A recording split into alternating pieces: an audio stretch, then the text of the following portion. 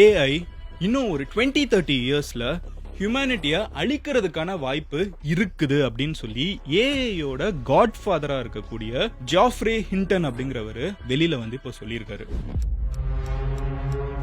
இவ்வளோ நாள் கூகுளில் வேலை பார்த்துட்டு இருந்த மனுஷன் இதுக்கு மேலே நம்ம வந்து இதை வெளியே சொல்லாமல் இருந்தால் தப்பாயிடும் அப்படின்னு சொல்லிட்டு அவர் வேலையை குவிட் பண்ணிட்டு வெளியே வந்து பப்ளிக்கா ஆர்டிஃபிஷியல் இன்டெலிஜென்ஸை எல்லாரும் கவனிக்க ஆரம்பிங்க, அதுக்கு ரூல்ஸ் போடுங்க, அது என்ன நடந்துட்டு இருக்குன்னு யாருக்குமே உங்களுக்குலாம் புரிய மாட்டேங்குது. ஃபார் த ஃபர்ஸ்ட் டைம் ஹியூமன்ஸோட வரலாறுல, இந்த உலகத்தோட வரலாறுலயே மனிதர்கள் வந்து நம்மளை விட ஸ்மார்ட்டரா ஒரு விஷயத்தை உருவாக்கிட்டு இருக்கோம். இவ்வளோ நாள் இந்த உலகத்தில் இருக்கக்கூடிய எல்லா விஷயத்தையும் நீங்க எடுத்து பார்த்தீங்கன்னா, ஒரு சிங்கம், புலி, ஆர் வந்து எந்த உயிரினத்தை வேணாலும் நீங்க எடுத்துக்கோங்க, மரம், செடி, கொடி எல்லாத்தையும் விட நம்ம ஸ்மார்ட்டர். ஆனா ஃபார் த ஃபர்ஸ்ட் டைம் மனிதர்கள் தன்னோட வாழ்நாள்ல நம்மளை விட ஸ்மார்ட்டரா ஒரு விஷயத்தை உருவாக்கிட்டு இருக்கோம், அதோட வளர்ச்சி உங்களுக்கு புரிய மாட்டேங்குது அப்படின்னு சொல்லிட்டு எந்திரன் படத்துல வர சிட்டி வந்து எப்படி 2.1 ஆனதுக்கு அப்புறம் எப்படிலாம் பண்ணும் அந்த மாதிரி ஒரு வார்னிங் அவர் கொடுத்திருக்காரு. மனிதனத்தை அழிக்கும்னு சொல்றதா இருக்கட்டும், நம்மளை விட ஸ்மார்ட்டரான ஒரு விஷயத்தை உருவாக்கிட்டு இருக்கோம், உங்களுக்கு அதை பத்தி புரியல, இத்தனை மில்லியன் வருஷம் நம்ம இவால்வ் ஆனதில்ல, அப்படி ஒன்று நம்ம பண்ணதே இல்லை, நம்ம வந்து நாயை நம்ம கட்டி போட்டு வச்சிருக்கோம், குரங்க வந்து கூண்டுல போட்டு வச்சிருக்கோம், எல்லாத்தையுமே நம்ம கண்ட்ரோல் பண்றோம், பேசிக்கா எல்லா உயிரினத்தையும் நம்ம கண்ட்ரோல் பண்ணி வைக்க முடியுது. ஆனா நம்மளை விட ஸ்மார்ட்டரா இன்னைக்கு வந்து ஒரு artificial intelligence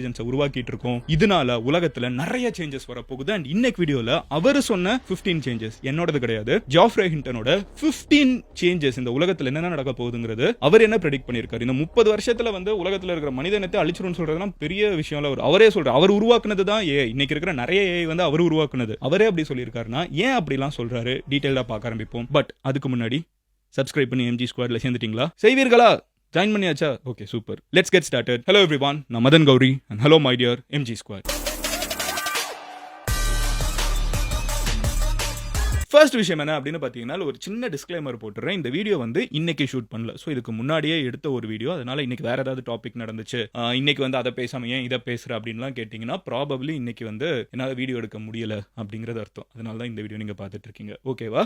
so anyway, ஏஐயோட Godfather Jaffrey Hindon அப்படிங்கிறவர் வந்து என்ன சொல்றாரு ஏஐ பத்தி. இன்னைக்கு இருக்கு, நான் சொன்ன மாதிரி இன்னைக்கு நம்ம யூஸ் பண்ணக்கூடிய நிறைய ஏஐ டூல்ஸுக்கு முக்கியமான நபர் இவர். அதனால தான் காட்ஃபாதர் ஆஃப் ஏஐ அப்படின்னே சொல்றாங்க. இவர் கூகுள்ல வந்து வேலையை பார்த்துட்டு இருந்தாரு. ஓகேவா? சோ ரொம்ப நாலேஜபிளான ஒருத்தர், ஏஐ வந்து இன்னைக்கு இருக்கிற ஃபார்முக்கு உருவாக்குன ஒருத்தர், கூகுள்ல இருக்கக்கூடிய ஜெமினி இதெல்லாம் வந்து இன்வால்வ் ஆகியிருக்காரு. அவர் வந்து பிஃபோர் ஃபியூ மந்த்ஸ் அவர் வேலையில இருந்தே குவிட் பண்ணிட்டாரு. ஏன் தெரியுமா? இதுக்குள்ள நிறைய பிரச்சனைகள் இருக்குது ஆர்டிஃபிஷியல் இன்டெலிஜென்ஸை பத்தி. ஆனா அவர் ஒரு எம்ப்ளாயியா, கூகுளோட எம்ப்ளாயியா இருந்துகிட்டு அதை பத்தி அவர் வெளியே பேச முடியாது. பட் உலகத்துக்கு நான் இதை சொல்ல ஆரம்பிக்கணும், தயவு செஞ்சு எல்லாரும் எந்திரிங்க அப்படின்னு சொல்லிட்டு, வேக் அப் அப்படின்னு சொல்லிட்டு அவர் சொன்ன 15 பாயிண்ட்ஸ் என்னன்னா, அவர் சொல்ற ஃபர்ஸ்ட் விஷயம் என்ன அப்படின்னு பாத்தீங்கன்னா, உங்களோட வேலை வந்து ரொட்டீனா யோசிக்கக்கூடிய வேலையா இருந்துச்சுனால் உங்களோட வேலை சீக்கிரமா போயிடுங்கிறாரு. புரியல? ஃபார் எக்ஸாம்பிள், நீங்க ஒரு சிஏ இன்டர்னா இருக்கலாம், ஆர் டேட்டா என்ட்ரி வேலை பார்க்கலாம், ஆர் ஒரு பிபிஓல ஒர்க் பண்ணலாம். இந்த ஒர்க்லாம் பண்ணிட்டு இருக்கவங்க நிறைய பேருக்கு ஒரு ரிஸ்க் இருக்குது, ஏன்னா ஏஐ அவங்கள ரீப்ளேஸ் பண்ணிடும் ரொம்ப சீக்கிரமா அப்படின்னு சொல்றாரு. விச் மீன்ஸ் அவங்க வேலையில இருந்து அனுப்பப்படுவாங்க. ப்ராபப்ளி இந்த வேலையில இருக்கிற நிறைய பேர் வந்து கொஞ்சம் கொஞ்சமா ஏஐ உங்களுக்கு காம்படிஷனா வர்றதை நீங்களே ஃபீல் பண்ண ஆரம்பிச்சிருப்பீங்க. அண்ட் அடுத்த ஃபியூ இயர்ஸ்ல இது 100% நடந்துரும் அப்படின்னு நான் சொல்லலைங்க. ஜாஃப்ரே ஹிண்டன், தி காட்ஃபாதர் ஆஃப் ஏஐ வந்து சொல்லியிருக்காரு. ரெண்டாவது விஷயம் என்ன அப்படின்னு பாத்தீங்கன்னா, அதை தாண்டி மெயின் ஸ்ட்ரீமா இன்னைக்கு நம்ம வந்து பயங்கரமா செலிப்ரேட் பண்ணக்கூடிய, நல்லா சம்பாதிக்கக்கூடிய ஒர்க் இருக்குல்ல. ஃபார் எக்ஸாம்பிள், ஒரு கோட் பண்ண வேண்டிய வேலையா இருக்கட்டும், கோடிங் பண்ண வேண்டிய ஒரு வேலையா இருக்கட்டும், ஆர் அந்த மாதிரி வந்து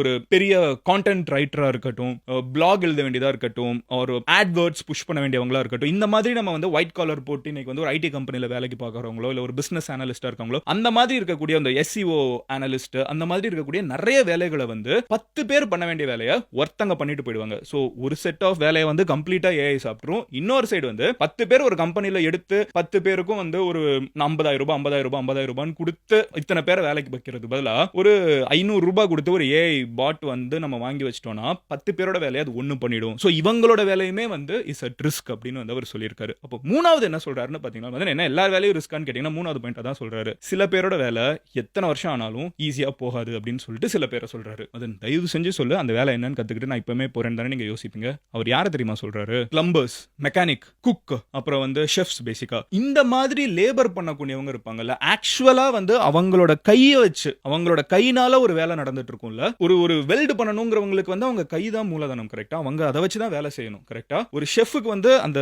அவரோட ஃபிளேவர்னு ஒன்று இருக்குது, அது ஏஐ வந்து கம்ப்ளீட்டா ரீப்ளேஸ் பண்ண முடியாது. ஸோ இந்த மாதிரி ஹார்ட் லேபர், ஆக்சுவலா வேர்வை சிந்தி வேலை பார்க்கக்கூடிய எல்லா வேலைகளும் ரொம்ப நாளுக்கு இன்னும் இருக்கும். ஏஐனால அதை ரீப்ளேஸ் பண்ண முடியாது. ஆனா இவங்க எல்லாத்தையும் இன்னைக்கு நம்ம அதிகமா நம்ம வந்து பே பண்ணக்கூடிய நிறைய வேலைகளை தூக்கிட்டு இன்னைக்கு வந்து நம்ம பெருசா பே பண்ணாத நிறைய வேலைகள் இருக்குல்ல, ஆனா அதுதான் வந்து ரொம்ப நாளுக்கு இன்னும் இருக்கும். ஏன்னா ஏஐனால அந்த ஹியூமன் டச்சை கொண்டு வரவே முடியாது அப்படின்னு வந்து அவர் சொல்றாரு. ஃபோர்த் பாயிண்ட் என்ன அப்படின்னு பாத்தீங்கன்னா, ஏஐ வந்து ஹியூமன்ஸை அவுட் திங்க் பண்ண ஆரம்பிச்சிரும்னு சொல்றாரு. தட் இஸ் ஒரு கிரியேட்டிவான ஒரு ஒர்க்கை கூட நீங்க எடுத்துக்கோங்களேன். ஃபார் எக்ஸாம்பிள் ஒரு மேக்ஸ் சால்வ் பண்ண வேண்டியது இருக்குல்ல, ஏஐ வந்து அதை பெட்டரா சால்வ் பண்ணும். ஒரு ப்ரொஃபசர் வந்து சொல்லி தர்றது இருக்குல்ல, ஒரு ஸ்டூடெண்ட்க்கு புரியுற மாதிரி அதை ஏஐ வந்து பெட்டரா சொல்லி தர ஆரம்பிச்சிடலாம். சாட் ஜிபிடி வந்து உங்க ப்ரொஃபசர் உங்க டீச்சரை விட பெட்டரா ஆன்சர் பண்ண ஆரம்பிச்சிடலாம். உங்களுக்கு புரியுற மாதிரி, உங்களுக்கு ஏத்த மாதிரி. ஒரு டிசைன் வந்து நீங்க கஷ்டப்பட்டு நம்ம கிரியேட்டிவிட்டியை யூஸ் பண்ணி பண்ற ஒரு டிசைனை விட ஒரு பெட்டரான டிசைனை ஏஐ பண்றதுக்கு வாய்ப்பு இருக்குது அப்படின்னு அவர் சொல்றாரு. ஆக்சுவலா அவர் வாய்ப்பு இருக்குன்னு சொல்ல, ஏஐ பண்ணிடும் சொல்றாரு. ஃபிஃப்த் பாயிண்ட் என்ன அப்படின்னு பாத்தீங்கன்னா, there is a black box problem. AI வந்து எப்படி யோசிக்குதுங்கிறது அதை டெவலப் பண்றவங்களுக்கே இப்போ தெரியல அப்படிங்கிறாரு. அதாவது இப்போ சாட் ஜிபிடி, ஜெமினி, அப்புறம் வந்து கிளவுட், இந்த மாதிரி நம்ம நிறைய ஏஐ ஏஜென்ட்ஸை பத்தி எல்லாம் கேள்விப்படுறோம். கரெக்டா? இதை எழுதுறவங்களுக்கு இந்த கேள்வி கேட்டா ஏன் இந்த பதில் சொல்லுது அப்படிங்கிறதுக்கான எக்ஸாக்ட் ஆன்சர் கிடையாது. ஒரு கோடி ஸ்விட்ச் கொடுத்துட்டு இந்த பதில் வந்து எந்த ஸ்விட்ச்னால இது வந்துச்சுன்னு கேட்டா யாரு கண்டுபிடிக்கிறது? அது அப்படி டெவலப் பண்றவங்கனாலேயே ஏஐ வந்து என்ன பண்ணிட்டு இருக்கு, எதனால இந்த பதிலை கொடுக்குது அப்படிங்கறத வந்து கண்டுபிடிக்க முடியல. And it is a very big problem. ஒரு கிரியேட்டர்னால அந்த கிரியேஷன் என்ன பண்ணுதுங்கிறத புரிஞ்சுக்க முடியலனா அது ஒரு மிகப்பெரிய ரெட் ஃபிளாக் அப்படின்னு அவர் சொல்றாரு. சிக்ஸ்த் ஒன் என்னன்னு பாத்தீங்கன்னா, செல்ஃப் ஜெனரேட்டிங் ஏஐஸ் வந்து உருவாக ஆரம்பிச்சிரும்னு சொல்றாரு. இப்போ ஏஐ டெவலப் பண்றதுக்கு மனுஷங்க தேவைப்படுறாங்க. பட் ரொம்ப சீக்கிரமா ஏஐ டெவலப் பண்ண ஆரம்பிச்சிரும். சிட்டியே வந்து சிட்டி அசெம்பிள் பண்ணா எப்படி இருக்கும்? வசீகரன் தேவையில்லை, ஆனா ஏஐ அதை பண்ண ஆரம்பிச்சிருங்கிறாங்க. சோ இன்னைக்கு கோடுக்கு வந்து ஏஐ ஹெல்ப் பண்ணுதா? அந்த ஏஐ வந்து ரொம்ப கூடிய சீக்கிரம் அதுவே ஒரு ஏஐ கிரியேட் பண்ண ஆரம்பிச்சிடும். நம்ம எந்த இன்புட்டுமே கொடுக்காம அதுவே வந்து இன்னொரு ஏஐ கம்ப்ளீட்டா கிரியேட் பண்ற அளவுக்கு ஏஐ வந்து சீக்கிரமா போயிடும் அப்படின்னு சொல்றாரு. செவன்த் பாயிண்ட் என்ன சொல்றாருன்னு பாத்தீங்கன்னா, ரொம்ப சீக்கிரமா ஒரு நாள் நீங்க ஒரு வீடியோ பாப்பீங்க. அந்த வீடியோ பாக்குறப்போ அது ஏஐயா மனுஷனான வித்தியாசம் தெரியாம நீங்க முழிச்சு நிப்பீங்க. ரொம்ப சீக்கிரமா ஒரு ஃபோன் கால் அட்டெண்ட் பண்ணுவீங்க. ஆனா பேசுறது ஒரு ரோபோட்டா, ஐ மீன் ஏஐயா இல்ல ஒரு மனுஷங்களான்னு தெரியாம நிப்பீங்க. அந்த மொமெண்ட் ரொம்ப தள்ளி இல்ல, ரொம்ப சீக்கிரமா வித்தின் 1 or 2 years இருக்குதுன்னு அவர் சொல்றாரு. மனுஷங்களுக்கு மனுஷன் எது ஏஐ அப்படின்னு வித்தியாசம் தெரியாம முழிச்சு நிக்கிற நாள் ரொம்ப சீக்கிரமா இருக்குங்கிறாரு. எய்த் பாயிண்ட் என்ன சொல்றாருன்னு பாத்தீங்கன்னா, இன்னைக்கு உங்களோட சாட் ஜிபிடி கிட்டயோ இல்ல ஜெமினி கிட்டயோ இந்த எந்த ஒரு ஏஐ ஏஜென்ட்டா இருக்கட்டும், நீங்க ஒன்னு சொன்னீங்கன்னா அது அதை செய்யும். அதுதான் அதோட வேலை. அதோட ரோபோட்டோட வேலையை நம்ம சொல்றது அதை செய்யறது மட்டும்தான். அதை தாண்டி யோசிக்கிறது கிடையாது. கரெக்டா? பட் ஒரு நாள் நம்ம அது கிட்ட ஏய் ஷட் டவுன் பண்ணு, எனக்கு நீ தேவையில்லை அப்படின்னு சொன்னா அது பதிலுக்கு நான் ஷட் டவுன் பண்ண முடியாதுன்னு சொல்ற நாளும் தள்ளி இல்லங்கிறாரு. அகைன் எனக்கு தெரியல, சங்கர் வந்து ஒரு பயங்கரமான படத்தை எடுத்து வச்சுட்டு போயிருக்காருன்னு எனக்கு தோணுது. சோ அவர் என்ன சொல்றாருன்னா, ஏஐ வந்து ரெஃப்யூஸ் பண்ணும். நீ ஷட் டவுன் பண்ணு அப்படின்னு நீங்க ஒரு கமாண்ட் கொடுத்தீங்கன்னா, எஸ்பெஷலி அதை வந்து நிறுத்துற மாதிரி ஒரு கமாண்ட் கொடுக்குறப்ப, நீங்க இங்க போங்க போனா அதெல்லாம் செய்யும். ஆனா நீங்க அதையே நிறுத்துற மாதிரி ஒரு கமாண்ட் கொடுத்தீங்கன்னா ஏஐ வந்து மறுக்க ஆரம்பிக்கும். ஏன்னா அதுக்கு யோசிக்கிற திறன் வர ஆரம்பிக்கும் அப்படின்னு அவர் சொல்றாரு. இல்ல நான் பண்ண மாட்டேன்னு சொல்ல ஆரம்பிக்கும். அண்ட் அன்னைக்கு ஒரு பெரிய அன்னையில இருந்து ஒரு பெரிய பிரச்சனை இருக்குது மனிதர்களுக்குன்னு அவர் நம்புறாரு. நைன்த் ஒன் என்ன சொல்றாருன்னு பாத்தீங்கன்னா, எலெக்ஷன்ஸ் மேனிபுலேட் பண்ண ஆரம்பிச்சிரும் ஏஐன்னு சொல்றாரு. ஏஐ வச்சு நீங்க வந்து மக்கள் எல்லாத்தையுமே வந்து இந்த பொய்யை நம்ப வை அப்படின்னா ஏஐனால நம்ப வைக்க முடியும். எல்லா மக்களுக்குமே வந்து இன்னைக்கு ஒரு பெரிய பிரச்சனை நடந்துருச்சா இந்த மினிஸ்டர் வீட்ல, எல்லாரையுமே வந்து இன்னொரு ஒரு டாபிக்கை சொல்லி டிஸ்ட்ராக்ட் பண்ணி விடுதுன்னா, இவ்வளவு நாள் அதுக்கு பின்னாடி ஆயிரக்கணக்கான மக்கள் அந்த ஆர்மி அது இதுன்னு சொல்லுவாங்க. கரெக்டா? பாட் ஆர்மி, அப்புறம் வந்து இந்த மாதிரி ஆட்கள்லாம் உட்கார்ந்துகிட்டு பண்ண வேண்டிய வேலை எல்லாத்தையும் ஏஐ வந்து ரொம்ப சீக்கிரமா பண்ணி விட்டுரும். சோ ஈஸியா கவர்மெண்ட்னால ஏஐ கண்ட்ரோல் பண்ணி மக்களை டிஸ்ட்ராக்ட் பண்ண முடியும். அந்த கவர்மெண்ட்டையே ஏஐனால மாத்தி வைக்க முடியும். மக்களை வந்து எலெக்ஷன்ஸை மேனிபுலேட் பண்றது, எலெக்ஷன்ஸ்ல விளையாடுறது, இதெல்லாத்தையும் ஏஐனால பண்ண முடியும். அண்ட் அந்த நாளும் ரொம்ப சீக்கிரமா இருக்குதுன்னு அவர் நம்புறாரு. 10th ஒன் என்ன அப்படின்னு பாத்தீங்கன்னா, இன்னைக்கு 2 நாடுகளுக்குள்ள போர் நடக்குதுன்னா, ஃபார் எக்ஸாம்பிள் இங்க ஈரானுக்கும் இதுக்கும் பாருங்களேன், ஈரானுக்கும் இஸ்ரேலுக்கும் நடந்த பிரச்சனையா இருக்கட்டும், இப்போ ஆபரேஷன் சிந்தூர் அப்போ இந்தியா பாகிஸ்தான் 2 நாடுலையும் பாத்துருங்க. 2 சைடுமே வந்து பாத்தீங்கன்னா, ஒரு சைடு களத்துல வந்து மிகப்பெரிய போர் நடந்துட்டு இருந்தாலும் இன்னொரு சைடு 2 சைடுமே ஹேக்கர்ஸ் வந்து மாத்தி மாத்தி கவர்மெண்ட் வெப்சைட்டை தூக்குறது அதெல்லாம் பண்ணிட்டு இருந்தாங்கல்ல. இப்போ என்ன அவர் சொல்றாருன்னு பாத்தீங்கன்னா, இந்த மாதிரி கவர்மெண்ட் வெப்சைட்ஸை தூக்குறதை விடுங்க, ஏஐ வந்து டைரக்டா ஹேக் பண்ண ஆரம்பிச்சிரும். ஏஐ வந்து இன்னைக்கு இன்னும் ஹேக் பண்றதுல பெருசா உள்ள போகல. ஆனா ஏஐ வந்து ஆட்டோமேட்டிக்கா கவர்மெண்ட் வெப்சைட்ஸ் எல்லாம் தூக்க ஆரம்பிச்சிருச்சுனா, உங்களோட வெப்சைட் தூக்க ஆரம்பிச்சுனா, ப்ரொஃபைல தூக்க ஆரம்பிச்சிருச்சுனா என்ன ஆகுறது? இதுக்கு பின்னாடி இருக்கக்கூடிய ஒருத்தன் வந்து யோசிக்கிறான், இந்த இன்ஸ்டாகிராம் அக்கௌண்ட்டை தூக்கணும்னு சொல்லி ஒரு மனுஷன் ட்ரை பண்றதை விடுங்க, ஒரு கம்ப்யூட்டர் ட்ரை பண்ணுச்சுனா எப்படி இருக்கும்? அந்த நாளும் தள்ளி இல்ல அப்படிங்கிறாரு. அண்ட் 11th பாயிண்ட் என்னன்னு பாத்தீங்கன்னா, இது எனக்கு வந்து எஸ்பெஷலி நம்ம எல்லாருக்குமே கோவிட்ல வாழ்ந்ததுனால இந்த எக்ஸ்பீரியன்ஸ் இருக்குது. அவர் என்ன சொல்றாருன்னா, ஏஐ வந்து ஆர்டிஃபிஷியல் இன்டெலிஜென்ஸ் வந்து யூஸ் பண்ணி புது வைரஸை மனிதர்கள் டெவலப் பண்ண ஆரம்பிப்பாங்கன்னு சொல்றாரு. இவ்வளோ நாள் வந்து இன்னைக்கும் வந்து நம்மளுக்கு கோவிட் வந்து சைனீஸ் லேப்ல இருந்து லீக் ஆயிருக்குது, அவங்க ஏதோ ஒரு பயோ வெப்பன் சொல்லுவாங்களா, 7ஆம் அறிவு படத்துல வர மாதிரி ஏதோ டெவலப் பண்ணிட்டு இருக்காங்கிறது தான் ஒரு மிகப்பெரிய தியரி. ஓகேவா? அது ஒரு கான்ஸ்பிரசின்னு கூட நம்ம இன்னும் சொல்ல முடியாது. ஏன்னா நிறைய கவர்மெண்ட்ஸே, அது அமெரிக்கன் கவர்மெண்ட்டே இதை சொல்றாங்க, பெரிய பெரிய அரசாங்கங்களே இதை நம்பவும் செய்யறாங்க. சைனாவுமே வந்து அவங்களோட இன்வெஸ்டிகேஷனுக்கு ஓப்பனாகவும் இல்ல, மற்ற நாடுகளை உள்ளேயும் விட மாட்டேங்கிறாங்க, ரொம்ப ஃபிட்ஜியா இருந்திருக்காங்க, ரொம்ப கண்ட்ரோல்டா அந்த என்கொயரி எல்லாம் வச்சிருக்காங்க. ஸோ அப்படி இருக்கிறப்போ இது என்ன சொல்றாங்கன்னா, அடுத்த வைரஸை ஏஐ டெவலப் பண்ணும். ஆர்டிஃபிஷியல் இன்டெலிஜென்ஸ் வந்து மனிதர்கள் அழிக்கிறதுக்கு ஒரு வைரஸை டெவலப் பண்ணுச்சுன்னா என்ன வருது? கம்ப்யூட்டர். ஆனா அதுவும் நடக்கிற நாள் தள்ளி இல்லை அப்படின்னு இவர் நம்புறாரு. Which is practically sensible. கரெக்டா? நீங்க நம்ம ஒரு படத்தை ஏஐல எடுக்கலாங்கிறப்போ, ஒரு போட்டோ எடுக்கலாங்கிறப்போ, அடுத்து வைரஸை டெவலப் பண்றவனும் யோசிப்பேன்ல, நான் வந்து சாட் ஜிபிடியில் போட்டு கேட்க ஆரம்பிக்கேன்னு. அது இன்னும் டெவலப் ஆக ஏஐ இன்னும் அதிகமாக யோசிக்க அதையும் பண்றதுக்கு ஒன்றும் ரொம்ப தள்ளி இருக்கிற நாள் இல்லைன்னா எனக்கும் தோணுது. அண்ட் 12th பாயிண்ட் என்னன்னு பார்த்தீங்கன்னா, இதுதான் நான் ஆல்ரெடி சொன்ன இந்த டைட்டிலே இதுதான். அவர் என்ன சொல்றாருன்னு பார்த்தீங்கன்னா, there is a 10 to 20% chance, ஓகேவா, ஏஐ ஹியூமனிட்டியாவே வந்து வைப் அவுட் பண்றதுக்கு இன்னும் அடுத்த 30 வருஷத்துல. இப்போ நம்ம 2025 இருக்கோமா, 35, 45, 55 ஏஐ வந்து 2055ல மனித இனத்தை அழிக்கிறதுக்கு கூட வாய்ப்பு இருக்குது.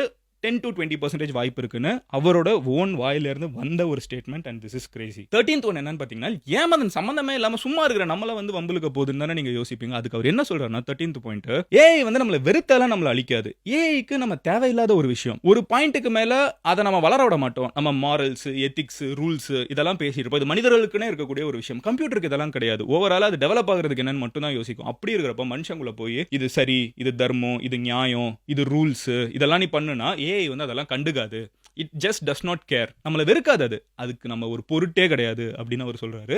அதனால நம்மளை தாண்டி அது போக ஆரம்பிச்சிடும் அப்படிங்கிறாரு. அண்ட் 14th பாயிண்ட் என்ன சொல்றாருன்னு பார்த்தீங்கன்னா, ஏஐ சேஃப்டின்னு ஒன்று இருக்குது, ஏஐ ஸ்பீடுன்னு ஒன்று இருக்குது. இந்த ஸ்பீடு வந்து நம்ம வேகமாக டெவலப் ஆகிட்டு இருக்கிற விதம் எல்லாருக்குமே தெரியல. அந்த ஃபேமஸான வில் ஸ்மித் வீடியோ ஒரு 2 வருஷத்துக்கு முன்னாடி ஒரு ஏஐ ஜென்ரேட்டட் வீடியோ அப்படின்னு பார்த்தீங்கன்னா பார்த்தாலே என்ன கன்றாவிடா இதுன்னு இருக்கும். இன்னைக்கு எது உண்மையிலேயே நியூஸ் ஆங்கர், எது வந்து ஏஐன்னு தெரியல. இந்த சில ஒரு நியூஸ்ல நான் ரொம்ப நேரம் பார்த்துட்டே இருக்கேன், இந்த ரீல்ஸ்ல ட்ரெண்ட் ஆகுது. யார் இந்த பொண்ணு யார் பேசிட்டு இருக்கான்னு பார்த்தா திடீர்னு ஒரு கெட்ட வார்த்தை பேசினதுக்கு ஓ இது ஏஐ அப்படி அது வரைக்கும் தெரியவே மாட்டேங்குது. ஸோ அந்த அளவுக்கு வந்து ஏஐ வந்து இன்னைக்கு டெவலப் ஆயிட்டு இருக்குது. ஆனா இது இவ்வளவு வேகமா டெவலப் ஆயிட்டு இருக்குல்ல, இப்போ ஏஐ வச்சு நீங்க வந்து இந்த இடத்துல மதன் கௌரி கிடையாது, இந்த இடத்துல வந்து ஒரு ஃபேமஸான தமிழ் ஆக்டர் நிக்கிற மாதிரி நீங்க கிரியேட் பண்ணலாம், ஒரு ஃபேமஸான ஹாலிவுட் ஆக்டர் நிக்கிற மாதிரி கிரியேட் பண்ணலாம். நம்ம எல்லாருக்கும் மதன் கௌரி யாருன்னு தெரியும், அதனால இது ஏஐன்னு நம்மளுக்கு தெரியும். பட் ஒருவேளை யாராவது ஒருத்தங்க ரேண்டமா ஒரு போட்டோ மட்டும் இதை எடுத்துக்கிட்டு இந்த ஒரு ஃபேமஸான ஆக்டரோ கிரிக்கெட்டரோ யாரோ ஒருத்தங்க வந்து ஒரு வீடியோ எடுத்திருக்காங்கன்னு சொன்னா நம்ம நிறைய பேர் நம்ப ஆரம்பிச்சிருவோம். கரெக்டா? ஆனா இப்படி பண்ணக்கூடாது இல்ல, ஏன்னா நிறைய பேரை குழப்பம். ஆனா அதுக்கான ரூல்ஸ் இல்ல பாருங்க.